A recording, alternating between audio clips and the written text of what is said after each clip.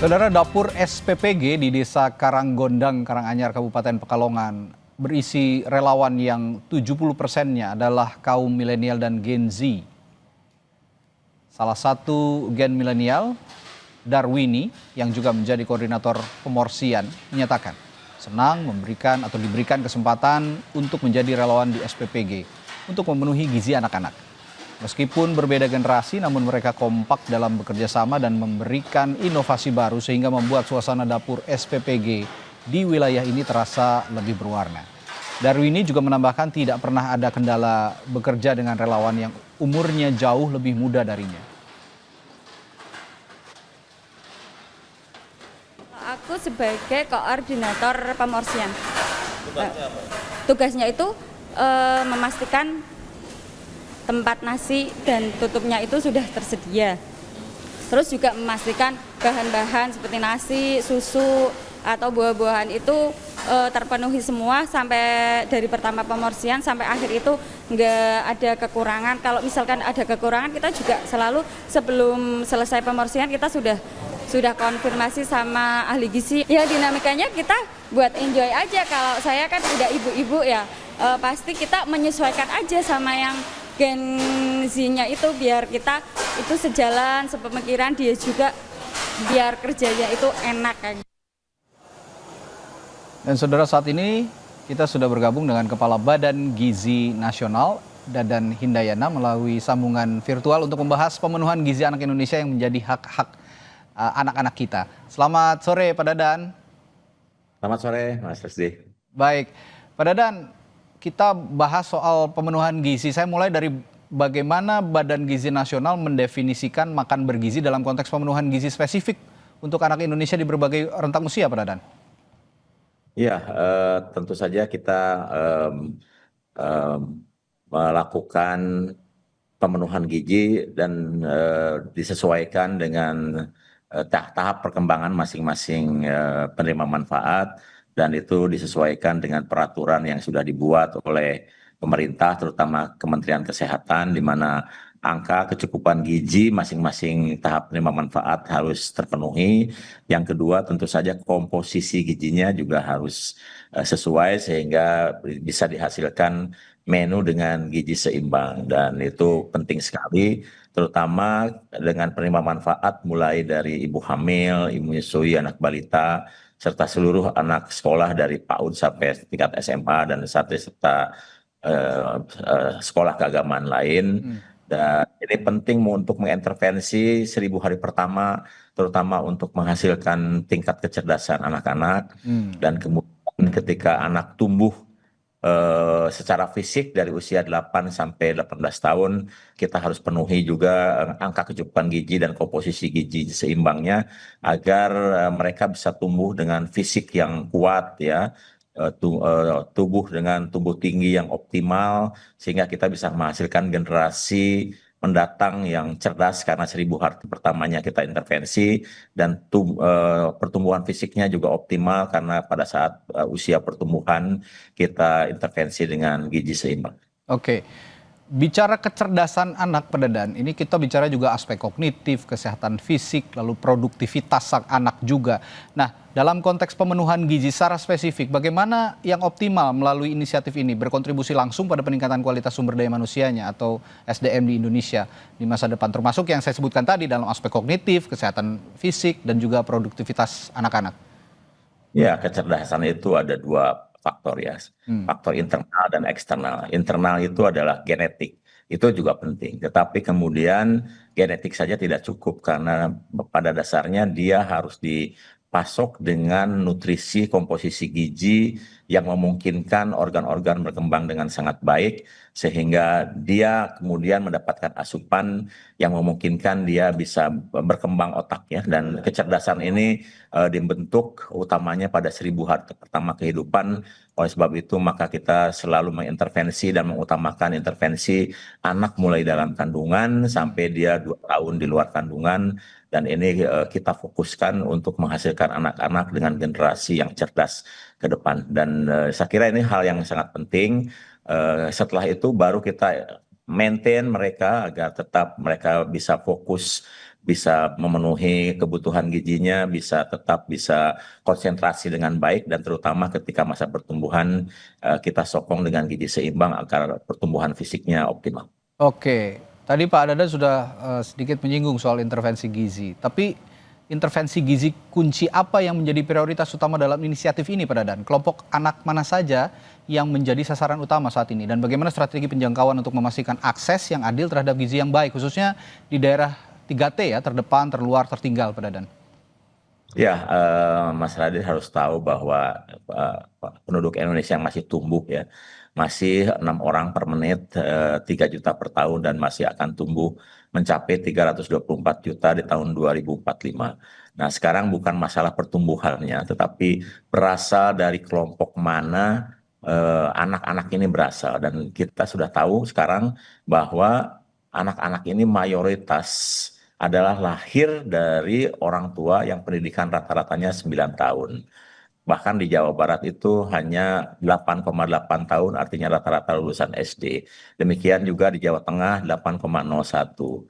Jawa Timur pun 8,11. Jadi mayoritas anak-anak yang tumbuh di 3 provinsi besar dilahirkan dari masyarakat yang pendidikan orang tuanya hanya lulusan SD. Dan kita tahu bahwa ketika orang tuanya lulusan SD, kesempatan untuk bekerjanya peluangnya kecil ya, mungkin hanya Ya. 1 dari 1.000 bisa mendapatkan kesejahteraan yang cukup, sehingga rata-rata pendapatannya 1 juta, 1,5 juta, dengan anak dengan rata-rata 2,75, dan itu tidak akan cukup untuk bisa memenuhi kebutuhan gizi seimbang bagi anak-anaknya. Sehingga oleh sebab itu kita tidak heran 60% dari anak-anak itu tidak punya akses terhadap menu gizi seimbang. Oke. Dan kita tahu artinya 60% dari mereka juga jarang minum susu, pada itu penting sekali.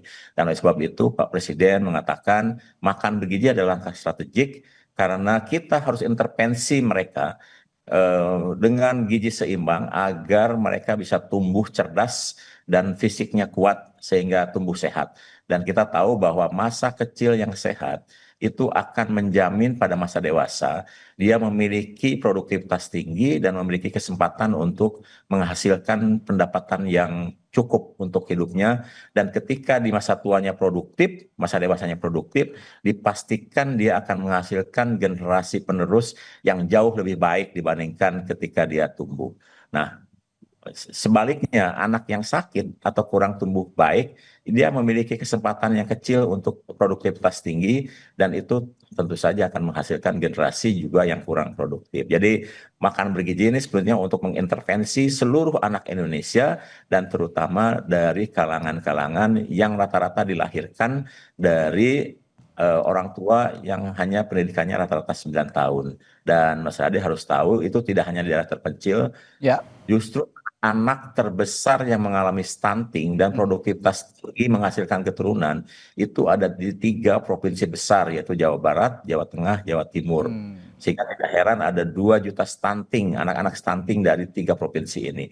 Dan oleh sebab itu kita fokus mengerjakan di daerah aglomerasi terlebih dahulu, karena jumlah populasi terbesar dari daerah ini. Ya. Nah, kemudian kita juga mengintervensi tentu saja di daerah terpencil, dengan jumlah yang SPPG yang kita bangun nanti daerah terpencil kurang lebih sekitar 8.200, dan itu populasinya kurang lebih tidak lebih dari 3 juta. Jadi yang 79 juta lebih itu ada di daerah aglomerasi, dan sebagian besar 60% ada di Pulau Jawa. Jadi strategi kita memang sengaja kita kerjakan di daerah aglomerasi agar juga langkah kita terlihat masif dan juga dampaknya terlihat di masyarakat. Dan saya yakin bagi daerah-daerah yang sekarang sudah mengalami intervensi pemenuhan gizi, ada perkembangan yang lebih baik. Ya, justru fokusnya di wilayah aglomerasi dulu ya. Kalau ada anggapan di daerah tertinggal, justru malah di daerah-daerah aglomerasi dengan provinsi-provinsi besar justru yang banyak tingkat stuntingnya tinggi. Pak Dadan begini, bicara soal masalah gizi, ini kan melibatkan banyak aspek ya, mulai dari pertanian, kesehatan, pendidikan, sosial, dan lain-lain. Bagaimana peran Badan Gizi Nasional ini membangun sinergi dan kolaborasi efektif dengan kementerian, lembaga terkait, sektor swasta organisasi masyarakat sipil untuk juga mengoptimalkan jangkauan program. Karena selama ini juga publik menganggap kan terkesannya masih bekerja sendiri-sendiri. Tapi tahan dulu, jangan dijawab dulu Pak Dadan. Kami akan tanyakan itu setelah jeda di Sapa Indonesia Malam sesaat lagi. Tetaplah bersama kami.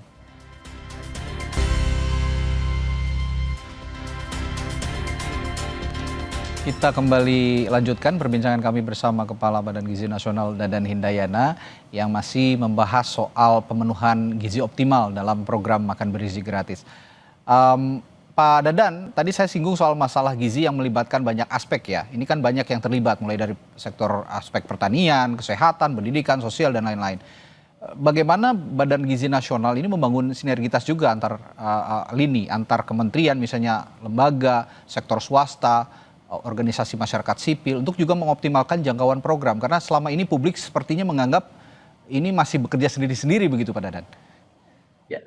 Ya, Badan Gizi dibentuk untuk mengisi kekosongan bagaimana intervensi pemenuhan gizi terhadap seluruh anak Indonesia dilakukan dan seperti yang sudah saya jelaskan tadi kita melakukan target utama di daerah-daerah aglomerasi dan Badan Gizi mengembangkan intervensi pemenuhan gizi melalui sebuah ekosistem di mana dilakukan melalui satuan pelayanan pemenuhan gizi dan satuan pelayanan pemenuhan gizi akan melayani kurang lebih 3.000 penerima manfaat yang sentralistik dilakukan dan setelah dilakukan ternyata memang kita terlihat ada kebutuhan-kebutuhan besar terkait sinergitas dengan berbagai kementerian lain, institusi lain, lembaga lain.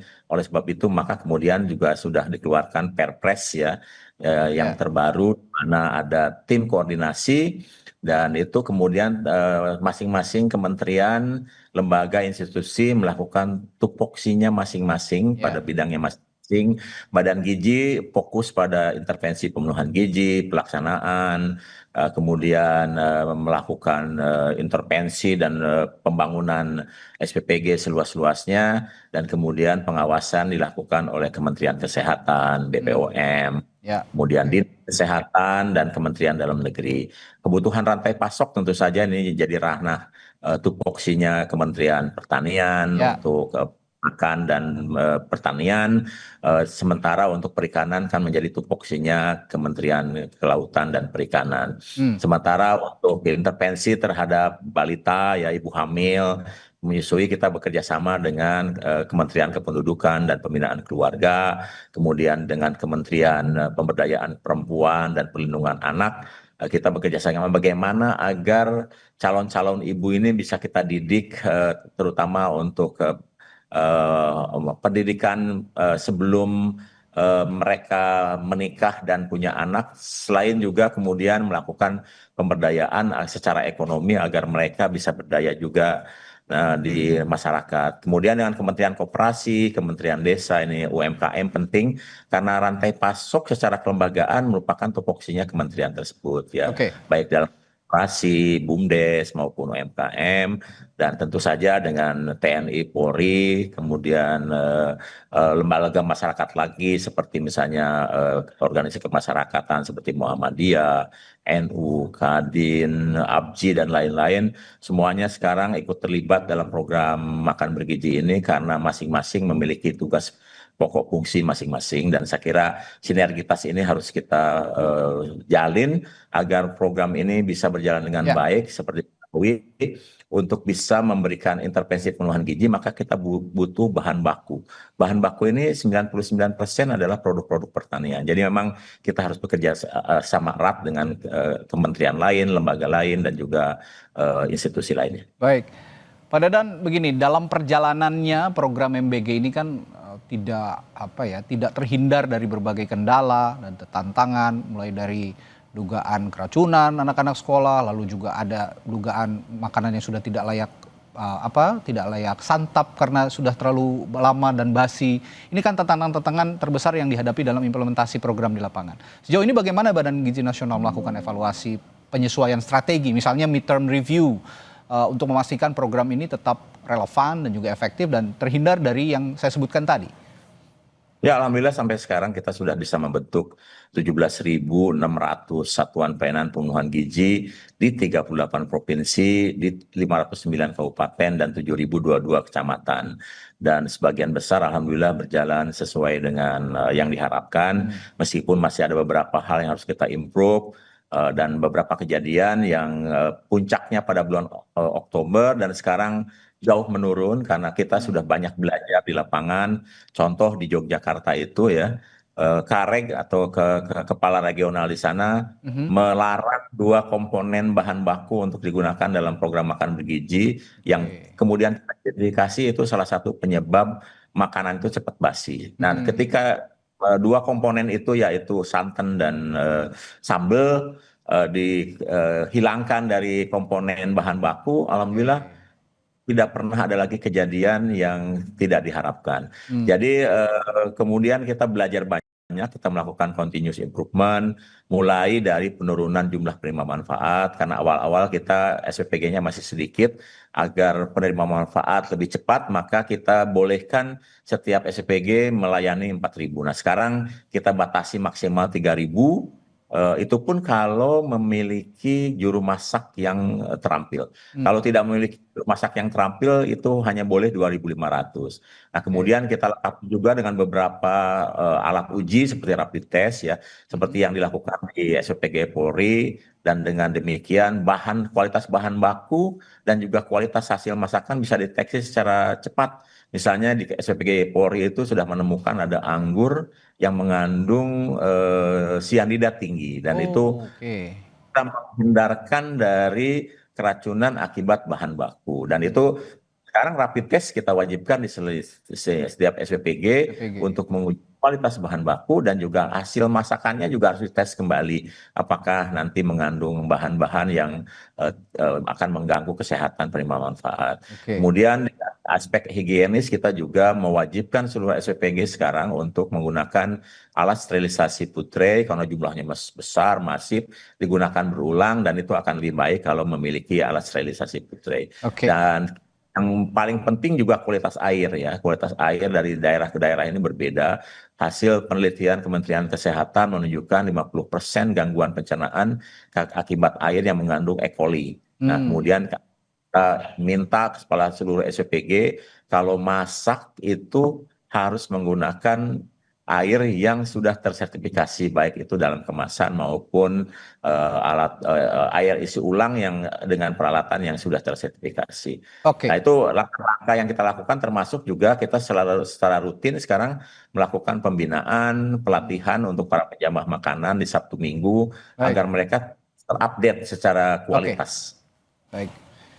Baik, kalau ada istilah mengatakan nggak ada noda nggak belajar gitu ya, Pak Dadan. Ya. Jadi kalau memang ada ketidaksempurnaan di awal-awal, ya harus disempurnakan, dan sekarang sudah banyak belajar sehingga sekarang program MBG ini lebih komprehensif, lebih juga bisa ditata begitu, pengawasannya juga lebih diperketat.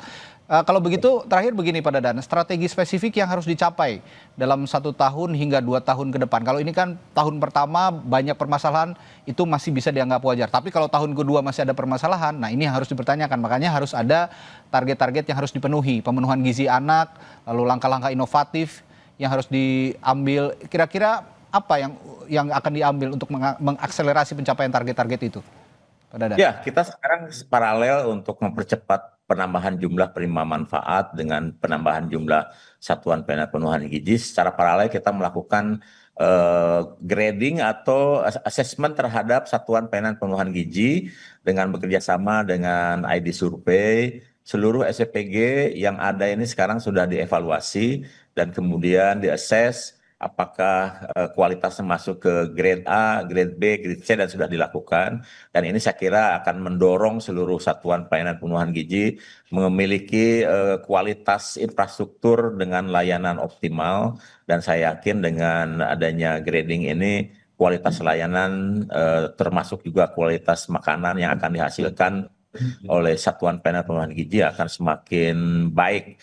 Dan alhamdulillah kita sudah melihat hasilnya sekarang di bulan November kejadiannya turun drastis. Ya. Dan selama bulan Desember ini kejadiannya semakin jarang terdengar, bukan karena tidak diberitakan, tapi memang kualitas layanan kita semakin baik. Padahal jumlah SPPG yang meningkat tajam. Sekarang ini jumlah SPPG kita sudah 17.600-an dan sudah berpotensi melayani lebih dari 50 juta, 50,1 juta penerima manfaat di seluruh Indonesia. Dan saya kira tahun depan apalagi akan lebih baik ya, karena kita sudah belajar.